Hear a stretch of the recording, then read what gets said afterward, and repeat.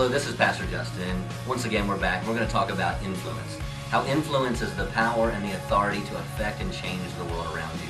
You know, it's interesting to me when Jesus told the people in Matthew chapter 5, he said, "You are salt and you're light." He was talking to ordinary people, just like you and me. He wasn't talking to the leaders of the day. He wasn't talking to people high up in government or people that had the ability to change laws or anything. He was speaking to ordinary people saying, look, you have salt in you. You have light in you to affect your world. You can bring improvement to your world. You can bring healing to your world. You can influence your world. You know, and that's what Jesus desires for us, to influence our world. You know, in Matthew chapter 5, Jesus tells us, he says, "Blessed are the peacemakers, for they are called the children of God." You know, as children of God, if you have accepted Jesus into your life, we're considered children of God, and that we're called to be peacemakers. I mean, we're called to bring peace to a world that's hurting. You know, there's a lot of, hurting people out there. There's a lot of people that are in confusion, a lot of people that are experiencing sickness and disease, financial problems. And Jesus tells us as Christians, look, you're to be peacemakers. We're called to be peacemakers. You know, a lot of times when we think of peace, we'll think of just being calm.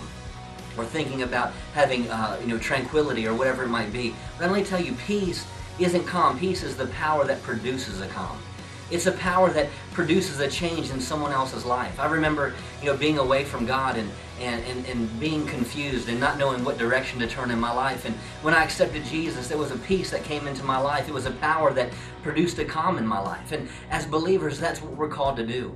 You know, I think of Jesus in Mark chapter 4, verse 35 through 41. He talks about the disciples on the Sea of Galilee and how there was a major storm that arose. A major storm of, I think it says, hurricane proportion rose up, and they were all discouraged. They didn't know what to do, so they ran to Jesus in the back, and Jesus came up and said, "Peace, be still." You know, the words that he spoke, "Peace, be still." You know, it's the power that produced a calm. I'm telling you, when you have peace on the inside of you, you have the ability to make peace for someone else's life. And I believe we need to be just like Jesus for our world. We need to influence our world with peace. There's hurting people out there, and we need to be a voice of peace. We need to be a voice of healing, a voice of strength, a voice of encouragement in other people's lives. I'm telling you, you are salt and you're light, and you have the ability to affect your world with peace. Now go be a voice of peace into your friend's world, your neighbor's world, the people you work with. Be a voice of peace into your generation. I tell you, we're called to change our world. God bless you. You guys have a great day.